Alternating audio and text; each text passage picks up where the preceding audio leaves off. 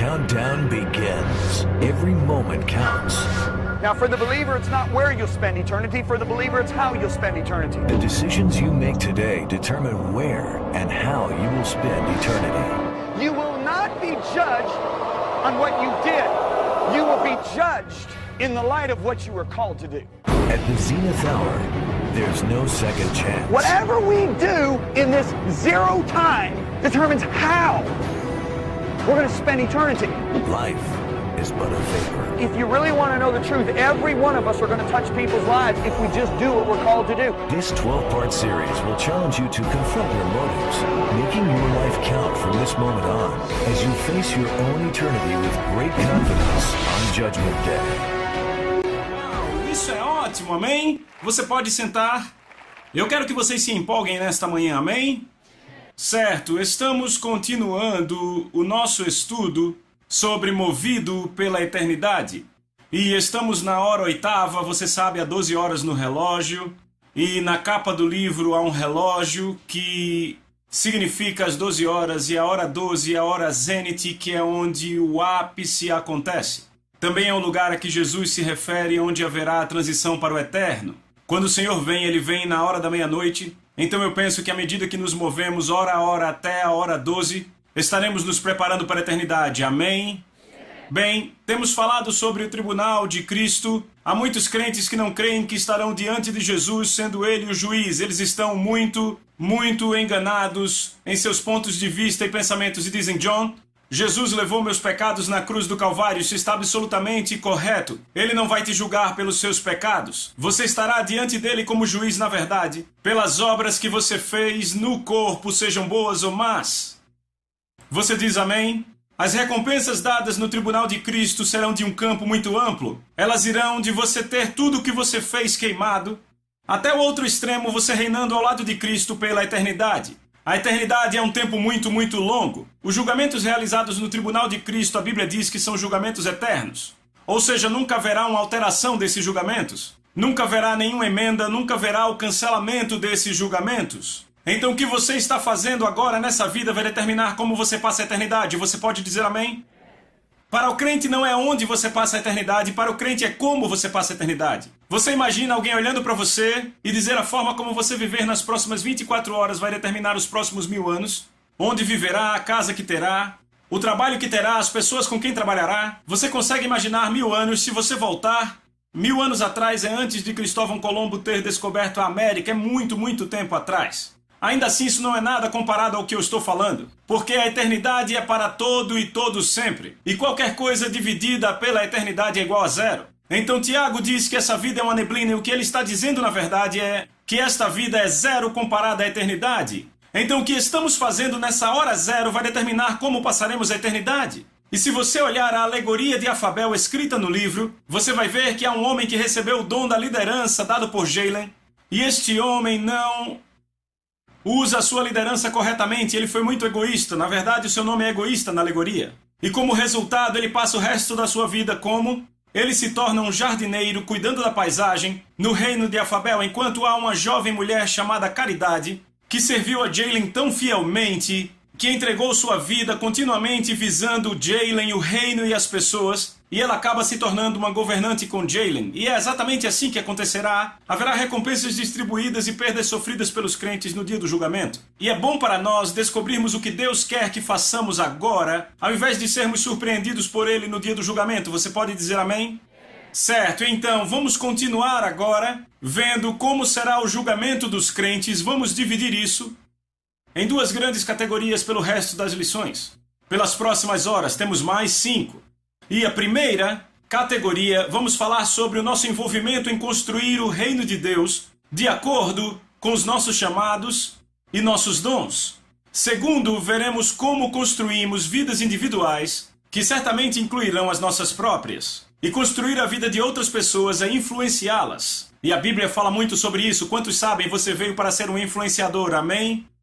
Com relação à nossa vida individual, como cooperamos com a graça de Deus para desenvolver um caráter cristão, certo? Isso certamente seria o resultado da forma como reagimos à sua palavra e do que cremos e da nossa obediência a ela. Você diz amém?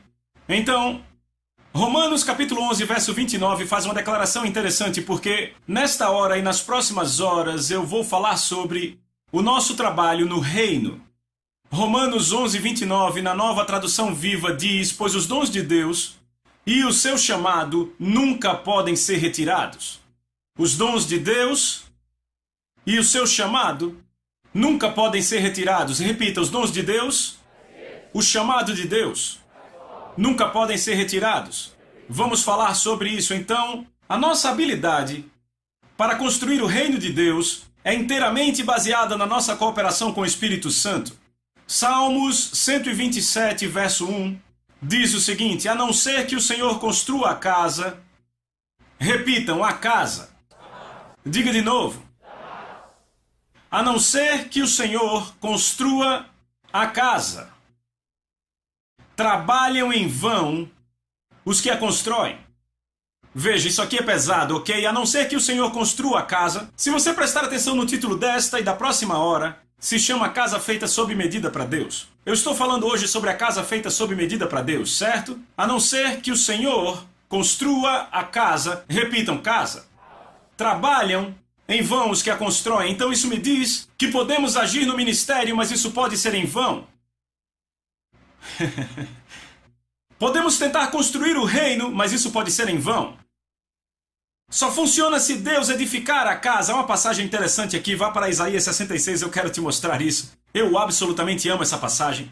Eu ainda era um jovem crente muito zeloso pela palavra de Deus e o Senhor certamente queimou essa palavra no meu coração. Então em Isaías 66, Deus está falando para um grupo de pessoas que diligentemente trabalhavam para servi-lo. Na verdade, elas o serviam rigorosamente de acordo com as formas das antigas escrituras. As suas leis e regulações para adorar a Deus de Êxodo e Levítico. Deus vai para essas pessoas que o serviam diligentemente e dizem, verso 1, ele diz: assim diz o Senhor, o céu é o meu trono, e a terra é o estrado dos meus pés. Onde está a casa, repitam, a casa, onde está a casa que vocês construirão para mim, e onde é o lugar do meu descanso? O que Deus basicamente está dizendo aqui a esses caras é: vocês sabem quem eu sou de verdade? Eu sou Deus. O que vocês acham que podem fazer por mim? Eu sou dono do céu. De fato e de verdade eu meço o universo inteiro com a palma da minha mão, do polegar até o midinho eu meço isso. Você sabe o quão grande é o universo? É imenso. Entende? Eu meço de uma ponta a outra com a palma da minha mão. Eu sou aquele que coloca as estrelas no universo com os dedos. Eu sou aquele que detém cada gota de água do seu planeta com a palma da minha mão. Estão acompanhando? Eu sou Deus, vocês sabem quem eu sou, então o que vocês acham que podem fazer por mim? É como um monte de formigas andando e dizendo: vamos construir uma casa para você. Você diz: ah, tá bom, vocês vão construir uma casa para mim, deixe estar. Isso faria até mais sentido do que nós construirmos uma casa para Deus. Então a primeira coisa que você tem que entender: você não consegue fazer nada, nada que tenha valor eterno, a não ser pela graça de Deus e pela unção do Espírito Santo. E você faz isso cooperando com o Espírito de Deus. Você pode dizer amém? Por isso que a obediência é tão importante. Deus não está buscando sacrifício, está buscando obediência. Repitam, obediência. Algumas vezes eu lembro da canção Obedecer da igreja. Eu até concordo com aquela musiquinha da igreja, mas não é só ficar falando, amém? Então agora, podemos construir sem o Espírito de Deus, mas a luz da eternidade não tem valor nenhum. Então Deus diz: onde está a casa que construirão para mim?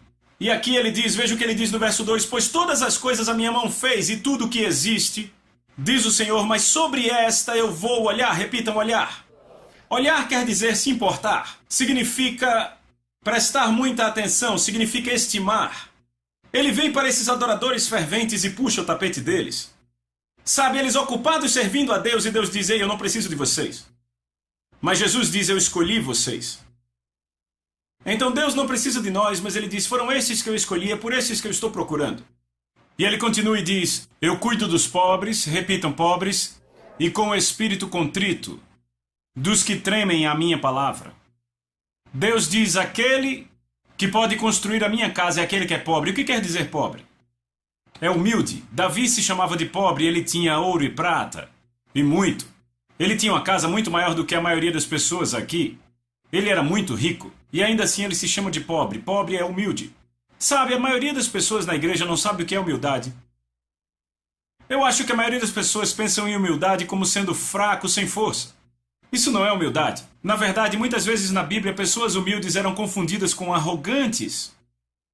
Estão comigo? Veja Davi. Davi foi para a batalha, seus irmãos estavam lá, escondidos atrás da rocha tremendo. E ele olha para seus irmãos, os soldados, e olha para aquele gigante filisteu e diz: quem é esse filisteu? Esse incircunciso que desafia o Deus vivo? E o irmão mais velho de Davi olha para ele e fala: quem você acha que é, seu moleque arrogante e cheio de orgulho? Nós somos os guerreiros aqui, volte para casa agora. Peraí, quem é o arrogante e orgulhoso aqui? Se você voltar um capítulo, Samuel vai para a casa de Jessé e diz a um rei entre seus filhos. E Jessé deve ser meu filho mais velho, Eliabe. Sabe, ele é enorme, cheio de músculos, não tem nenhuma gordura corporal. Ele joga no time principal da escola. Ele é quarterback no time de futebol. Sabe, ninguém passa por ele. O cara é bem dotado. Ele é um líder, tem que ser ele. Eliabe entra. E o que Deus diz a Samuel? Nem olhe para ele, eu o rejeitei. Por que Deus rejeita? Há apenas uma razão, orgulho. Então exatamente a coisa que Eliabe tinha dentro de si, ele acusa Davi de ter. Por que Davi é tratado assim? Porque ele é confiante em Deus. A verdadeira humildade é você reconhecer que você não pode fazer nada a não ser por ele. Mas isso não faz de você um coitado, porque você se levanta como Davi e diz: o Senhor é a minha força. A quem temerei? O que pode o homem fazer contra mim? A sua confiança está em Deus, assim você vai buscar a vontade dele. Se você olhar o livro de 1 Samuel, Davi é chamado de humilde, mas o que ele faz o tempo todo? Pergunta ao Senhor, pergunta ao Senhor, pergunta ao Senhor, mas o que ele está dizendo? Ele está dizendo: eu quero saber o que você quer, porque se eu souber o que você quer, eu serei bem sucedido. Mas Saul, por outro lado, orgulhoso, disse: eu fui forçado. Vem a diferença? Saul fez algo porque se sentiu forçado, Davi fez por obediência. Quando cooperamos com Deus por obediência, isso é a verdadeira humildade. Você pode dizer amém? Então ele diz: os que são pobres e os que são o quê? Contritos. O que é ser contrito? Você vê contrito e quebrantado na Bíblia. Estas coisas você deseja, ó Deus, um coração contrito e quebrantado. Eu quero usar a palavra quebrantado. O que quebrantado significa? Eu digo, a maioria dos crentes não sabe o que isso significa. Se você quiser entender quebrantado, olhe para um cavalo.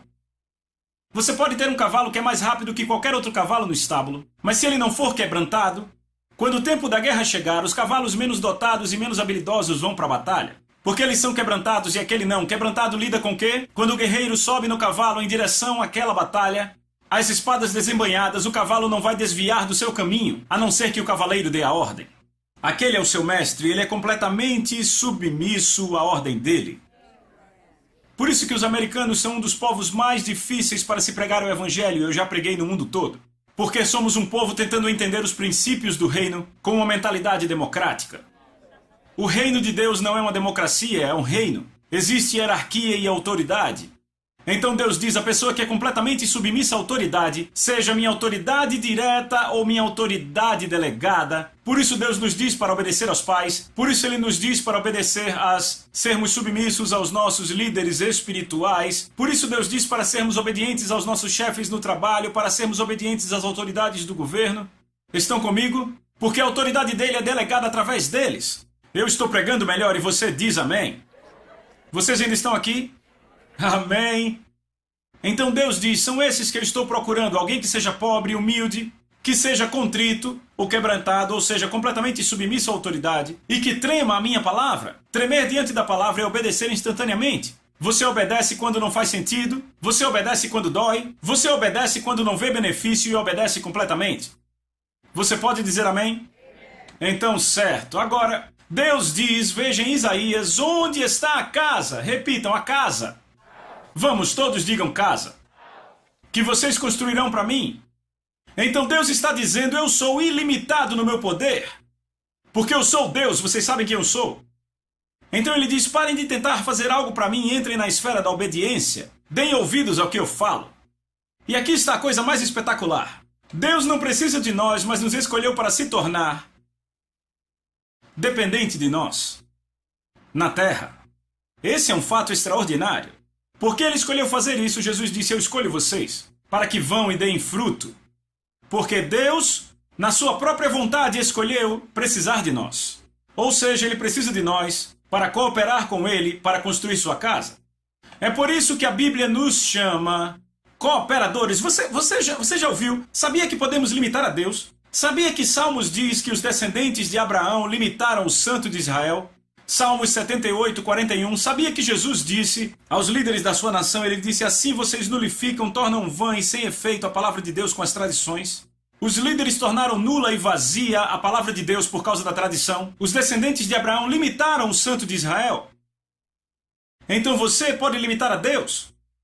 O que ele faz na terra? Mas quantos sabem que Deus não será limitado? Parece algo confuso, mas não é.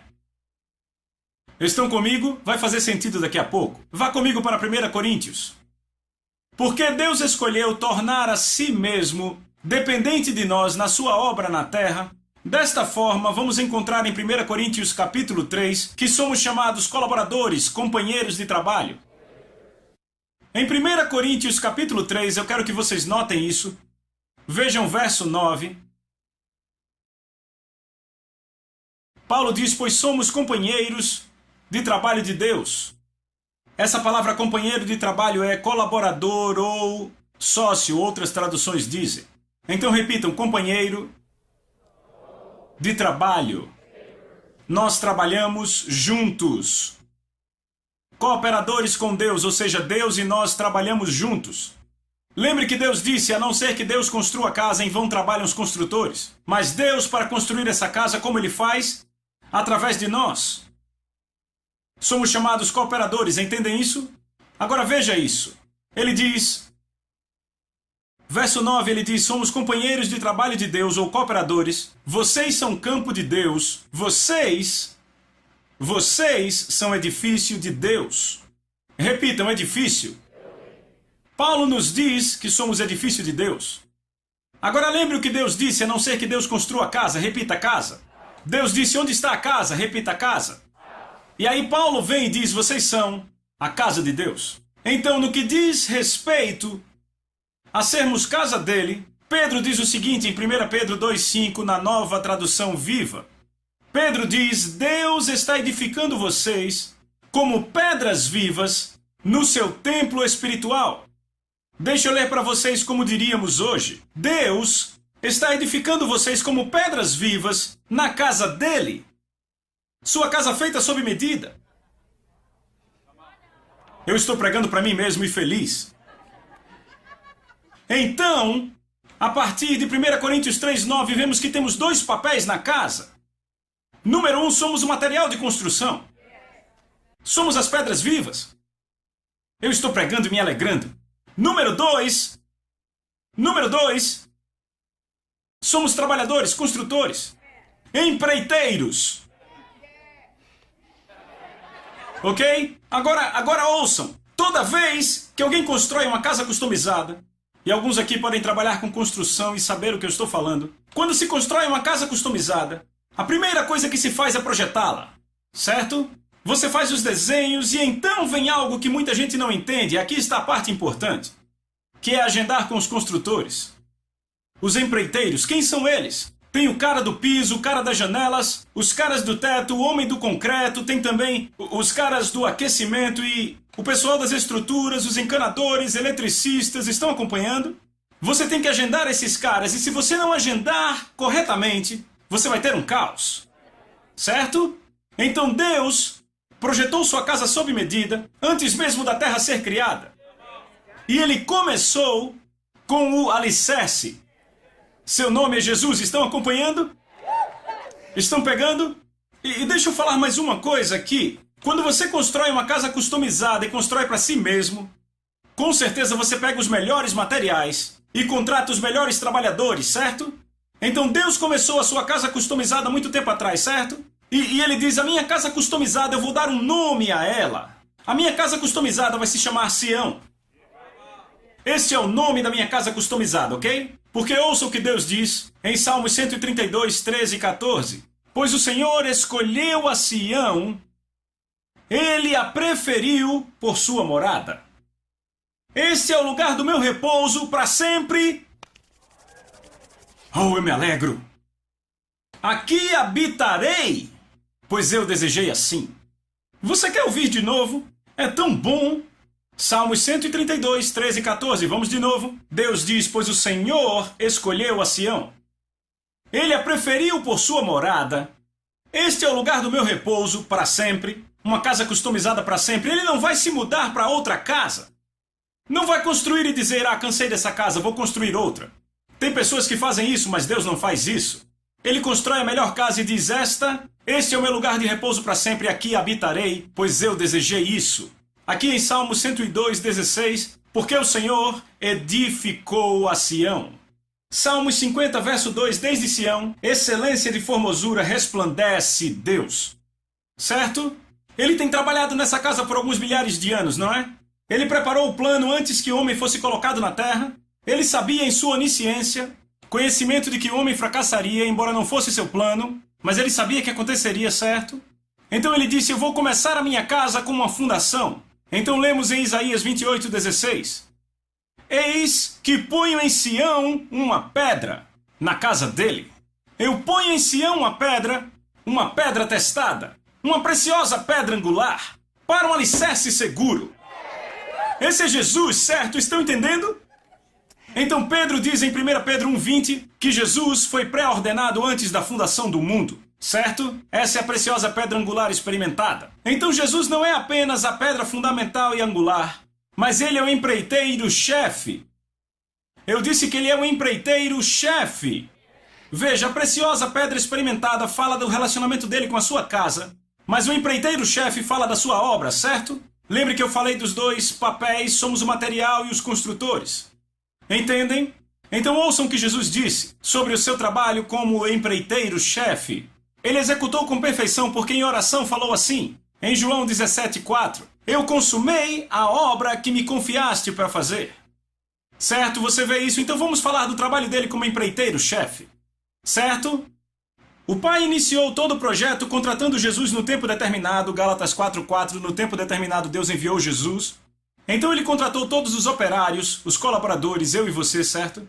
No entanto, eles não seriam apenas os operários, mas também seriam o material da casa, sabemos por 1 Pedro 2:5. Deus edifica vocês como pedras vivas, certo? Eu acabei de ler isso. Mas ele também nos ordenou para sermos empreiteiros, porque Efésios capítulo 2, verso 10 na NVI diz assim, porque somos criação de Deus realizada em Cristo Jesus para fazermos boas obras, as quais Deus preparou antes para nós fazermos.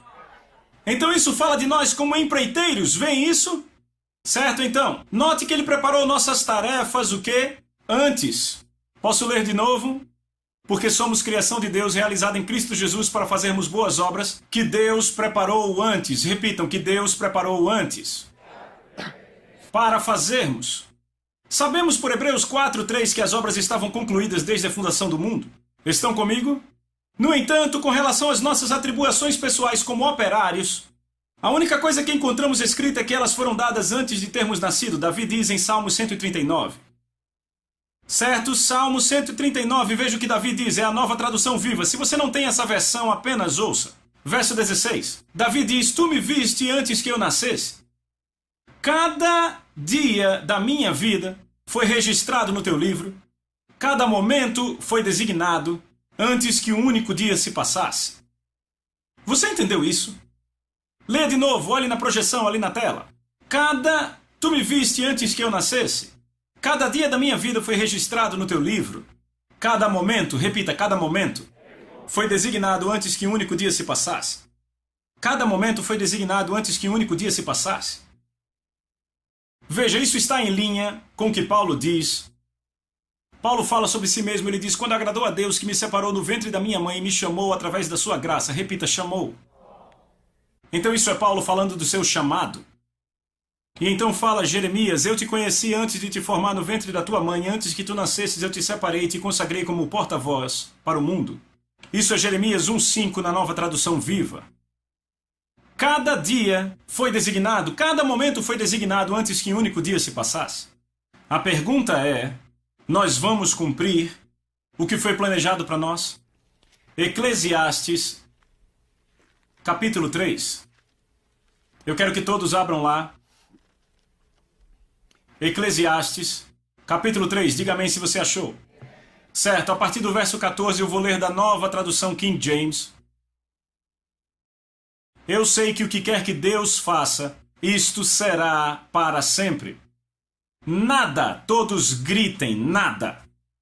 Nada pode ser adicionado a isso. É o que Deus estava falando àqueles caras em Isaías 66. O que acham que estão fazendo? Nada pode ser acrescentado. A não ser que Deus construa a casa em vão trabalho. Repitam, nada pode ser adicionado. Eu sei que o que quer que Deus faça será para sempre. Nada pode ser adicionado a isso. E nada, repitam, nada tirado disso. Deus faz assim para que os homens o temam. Você viu isso? Eu estou construindo uma casa sob medida. Eu vou conseguir terminar. Você não pode adicionar nada, nem pode impedir que ela seja terminada. Mas é aí que entra a sua parte. Próximo verso. Aquilo que é, já foi. Aquilo que será, já foi. Peraí, o que isso quer dizer? Aquilo que é, já foi, e aquilo que há de ser, já foi. Cada momento da minha vida foi escrito no seu livro. Cada segundo da minha vida foi escrito no seu livro antes de eu nascer. Aquilo que é, já foi. Aquilo que há de ser, também já foi. Agora veja o que ele continua dizendo, e aí fica assustador. E Deus requer a prestação de contas daquilo que é passado. Olhe para mim.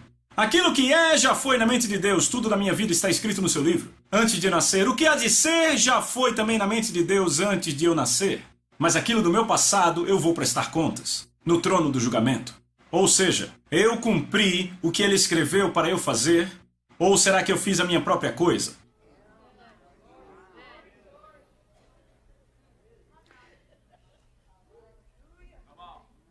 Nós andamos no que ele ordenou para nós cumprirmos? Vamos prestar contas do passado? Será que estragamos tudo e perdemos a nossa função ao mesmo tempo? Ou ele terá que designar o que tínhamos que fazer para outro? Cada um, ouçam o que eu digo, cada um tem um chamado divino na sua vida. Cada ser humano nascido de novo tem um chamado na sua vida. Você tem. Não são apenas pregadores, não são apenas ministros ou pastores. Cada ser humano na igreja tem um chamado divino na vida. Agora ouçam, no que diz respeito ao seu chamado, agora eu estou falando do trono do julgamento, ouçam com atenção. Com relação ao seu chamado, você não será julgado pelo que você fez. Você será julgado de acordo com o que foi chamado para fazer. Vou dizer de novo. Em relação ao seu chamado, você não será julgado de acordo com o que você fez, mas será julgado pelo que foi chamado para fazer. Vou dar um exemplo. No trono do julgamento, Jesus falará: Evangelista Anderson, um passo à frente, por favor. E lá vai aquele homem tremendo diante do trono. Jesus, você quer dizer contador Anderson, não? Eu era um contador, eu tinha minha própria firma. Muitos caras trabalhavam para mim. E Jesus, fizemos uma organização sem fins lucrativos e nós ajudamos igrejas e missionários, fizemos muitas coisas. E você quer dizer contador Anderson? Evangelista Anderson, preste conta do seu chamado. Preste conta de todas as almas na Ásia que eu te chamei para salvar. Eu quero vê-las. Jesus, eu estava ligado à igreja, eu era membro, eu ajudava missionários para a Ásia. Preste conta das almas. Tudo o que ele fez será queimado. A não ser que o Senhor construa a casa. Prestaremos conta do que está no passado. Então você ouve algo assim: Contador Jones, um passo adiante, por favor. Contador Jones. O homem treme e diz: Contador Jones? Você quer dizer Pastor Jones? Eu era pastor. Eu pastoreei aquela igreja nos subúrbios de Chicago e tínhamos 300 pessoas eu era um pastor. Eu chamei você para ser um membro fiel daquela igreja com 5.000 membros do outro lado da cidade. E eu chamei você para abrir um escritório de contabilidade e ajudar a igreja, para ajudar ministérios por todo o país, para que eles mantivessem as contas em linha. Você me obedeceu. Todas as almas que seu pastor tivesse tocado do outro lado da cidade onde você seria membro, teriam sido creditadas a você 5.000 almas. Teriam sido creditados a você todos os ministérios que seu trabalho como contador ajustasse. Você receberia crédito por essas almas. E a sua igreja com 300, bem, não era minha vontade, tudo será queimado. Ainda estão aqui? Isso está na Bíblia. Não faça essa cara de cachorro que caiu da mudança, está na Bíblia. Você não sabe, eu tenho viajado por 17 anos. Eu tenho visto pastores presidentes que eu sei no meu espírito que deveriam ser auxiliares, mas por orgulho abriram sua própria igreja. Eu vejo pastores auxiliares dividirem igrejas e abrir igrejas que eles não deveriam abrir. Tenho visto homens de negócios, ouça, que deveriam estar no ministério, e mulheres de negócios que deveriam estar no ministério, e eu tenho visto pastores que eu sei que deveriam estar no mercado de trabalho trabalhando como executivos. Eu tenho visto pessoas casarem com a pessoa errada e, como resultado, nunca cumprem seu chamado. Esta é a coisa número 1 que o inimigo vai usar, ouviram, jovens? Para te tirar do chamado de Deus para sua vida, fazer você casar com a pessoa errada, número 1. Eu vejo pessoas não cumprindo seu destino porque são muito interessadas em esportes, ou muito interessadas em compras, ou muito interessadas em TV, ou muito interessadas em prazer. Eu vejo pessoas que deveriam estar nos esportes e querem ser pregadores. E eles deveriam estar no mundo dos esportes.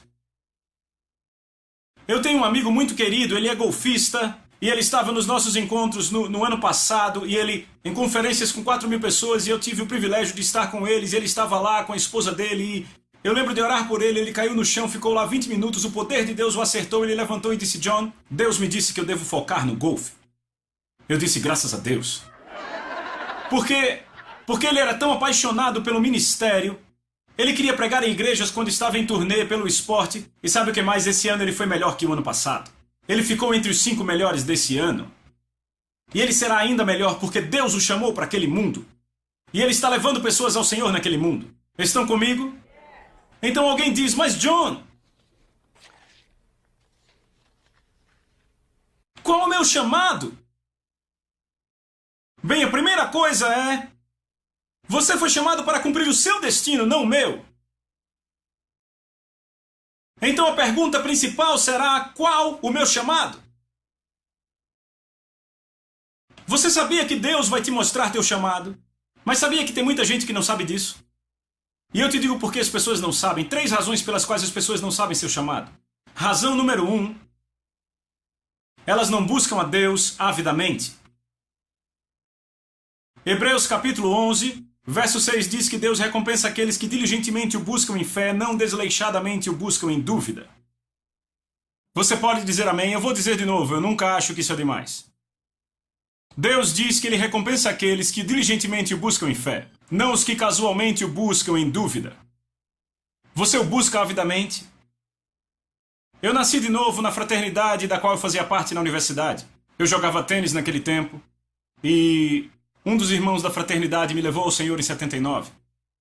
E depois de conhecer Jesus pessoalmente, eu lembro, eu era muito jovem, eu era um garoto. Como membro da Igreja Católica, eu ia para a igreja e ficava assustado. Eu olhava para o padre e eu sabia que eu era chamado para pregar. E eu tinha muito medo porque eles não casavam. E eu queria casar. Não é bom que o homem esteja só. E então, eu até fui para o seminário quando eu era um jovem garoto, quando estava na 7ª série, porque eu ainda pensava. Quando você é jovem, você está solto para as coisas de Deus, depois você endurece e daí tudo esfria. E eu lembro que eu fui ao seminário, fiquei olhando para o cara que liderava ali e eu fiquei, ele nunca vai casar. Ele nunca vai casar. Ele nunca vai... E eu lembro que o chefe dos padres veio até mim na última noite da semana. Ele me colocou numa sala e disse, você é perfeito para o sacerdócio. Eu disse, eu vou sair daqui, eu nunca mais vou voltar. Então, você se distancia de Deus por causa da dureza do coração. Como um jovem garoto ou garota, você está aberto para Ele. Embora você ainda não tenha nascido de novo, você está aberto para isso. Então, eu me converti na minha fraternidade da escola em 79, eu tinha só 6 anos. Mas... isso é mentira, ok? Me perdoem. E quando eu nasci de novo e fui cheio do Espírito anos depois, de repente o Espírito de Deus começou a tratar de ministério. Eu não queria ser um ministro. Eu não tinha nada a ver com ministério. Sabe, todo ministro que eu tinha conhecido era estranho.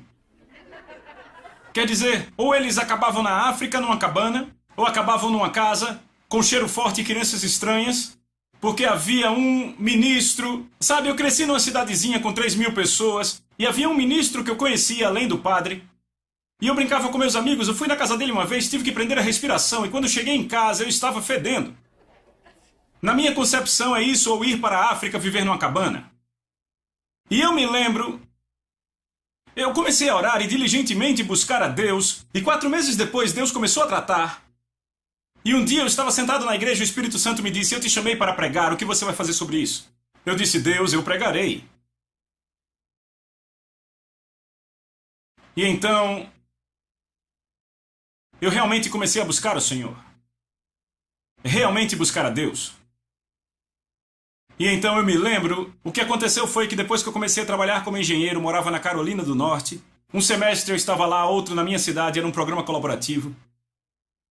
E um dia estávamos homenageando os 38 anos de trabalho de um homem como engenheiro na Rockwell. Havia vários de nós sentados ao redor dele ali no departamento, todos bebendo café, eu bebendo água. E estávamos sentados conversando. E o cara que tinha 38 anos disse: eu odiei cada dia que eu andei nesse escritório nesses 38 anos. E os outros caras zoaram, ficaram rindo. Eu arregalei meus olhos e disse: por que você fez isso? Ele disse: era o emprego. Eu disse ali mesmo: eu vou descobrir o que Deus me chamou para fazer e eu farei. Muito embora eu não quisesse ser um pregador, eu ainda pensei: tudo bem, você obedece a Deus e vai ser bom. Mesmo que não pareça muito bom agora. Entende o que eu digo? Eu tinha senso para saber. Estar na vontade de Deus vai me preencher. Estão entendendo? E então, eu comecei a buscar a Deus, e no último ano da faculdade, eu passei 4 dias jejuando na fraternidade, perto do Dia de Ação de Graças. Todos os colegas foram para casa, e eu estava buscando a Deus. Eu buscava com todo o meu coração.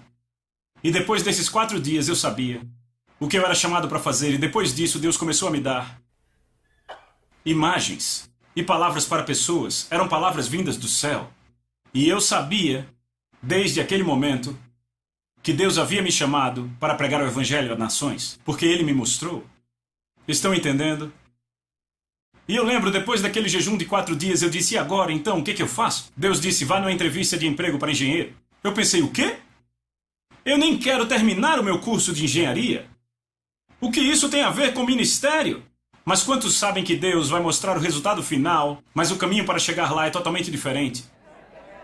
Ou seja, José teve essa visão de liderança, e o que aconteceu a seguir foi ser lançado num poço. Isso é treinamento para ministério? E então ele passa 10 anos como escravo e é lançado num calabouço. Esse não é o caminho lógico para a liderança. Por isso que Deus diz: confie no Senhor de todo o coração.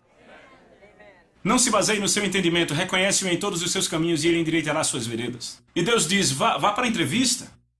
Vá para a entrevista, para engenheiro. Então eu fui para a entrevista, num escritório de engenharia. Havia escritórios em São Francisco, Houston, Dallas, Flórida, por todo o país, Carolina do Norte. E o Senhor me mostrou: você vai trabalhar para a Rockwell International em Dallas. Essa era a oferta de emprego menos interessante que havia. E então eu fui para Dallas e eu estava muito frustrado. Eu pensava: bem, há uma escola bíblica em Tulsa que eu conheço, há uma também em Houston, mas não há escola bíblica em Dallas. Então eu fui para lá, e então de repente o Senhor me guia a essa igreja, e quando eu entrei na igreja o Senhor disse: plante-se aqui. Isso leva a outra razão pela qual há tantas pessoas que não sabem o chamado de Deus em suas vidas. É porque eles não se plantam em igrejas locais. Escreva isso. Então, eu vou falar disso na próxima hora. Deixe-me dizer algo. O Espírito acabou de me trazer algo, eu preciso falar.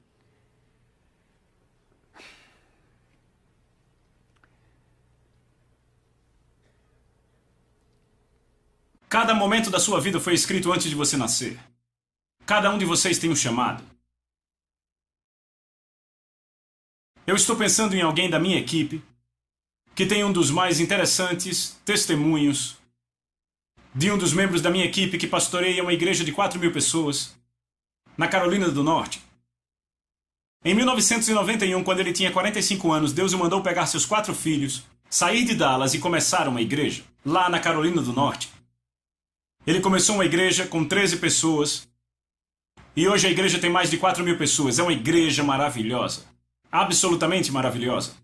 Ou seja, os testemunhos, se eu começar a falar dos testemunhos das pessoas que foram salvas nesta igreja, são totalmente estarrecedores. A igreja continua a crescer, construir um belo prédio.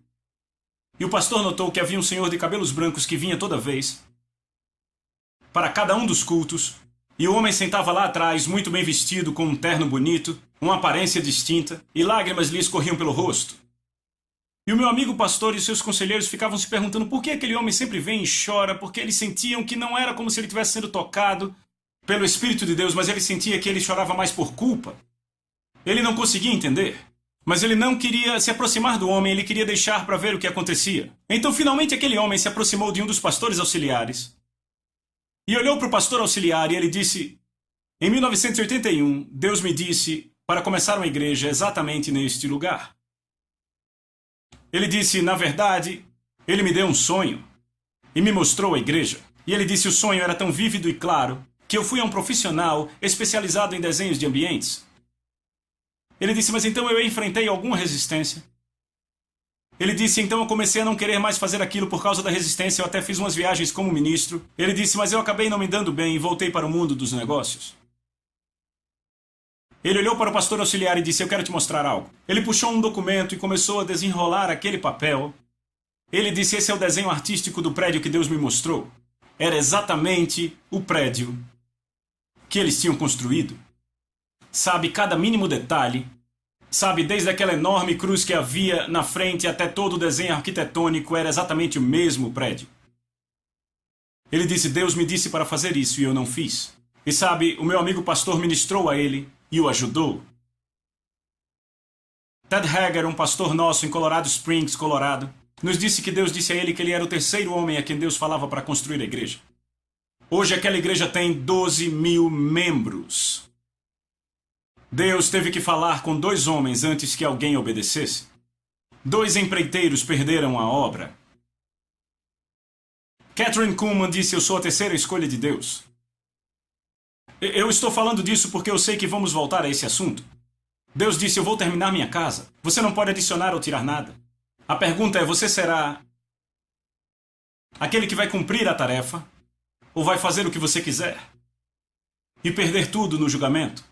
Porque eu vou ter essa casa e ela vai ser terminada. Mas a pergunta é: você será o empreiteiro que não termina e não faz a sua obra e eu terei que achar outra pessoa? É por isso que eu creio que nossa obra não foi dada desde a fundação do mundo. Porque a Bíblia não diz isso, foi dada no ventre da nossa mãe. Porque Deus vai orquestrando à medida que acontece, mas Ele já sabe de tudo do princípio ao fim. Ele sabe o fim, mas é interessante. Porque eu estava sentado numa conferência em 1995. Eu estava pregando para 8.000 pessoas naquela conferência. E um homem de Deus muito sábio, que era um bispo, ele me entregou um papel. E sabe aquelas palavras que permanecem com você? Eu abri aquele papel e ali dizia: houve outros homens que Deus chamou para pregar e fazer as coisas que você vai fazer, mas eles não cumpriram suas tarefas. Então você recebeu essas tarefas, que eram as tarefas originais de outros homens. Eu nunca me esquecerei disso. Eu recebi isso daquele bispo. E eu percebi que há soberania. Deus diz: eu construirei minha casa, vou terminar. Mas então há o livre-arbítrio. E Deus diz: você tem uma escolha, mas prestará conta do passado. Cada momento já foi designado. Mas será que você cumprirá? Isso é algo para se pensar, não é? Pai, em nome de Jesus, obrigado pelo que você nos deu nesta hora. E, Senhor, continuaremos. Eu te peço para nos revelar a tua vontade em nós, em nome de Jesus. Amém. E eu te digo, iremos para a segunda razão. Eu não acabei de falar disso. Há 3 razões. Falaremos da próxima razão, que é sobre plantar na próxima hora. Vejo vocês lá. Coming up in hour 9, John teaches us about the unchangeable, eternal judgments of God, the place and calling God has for every believer, the importance of being planted in a local church. These things and much more are next in hour 9, God's Custom House, Part 2.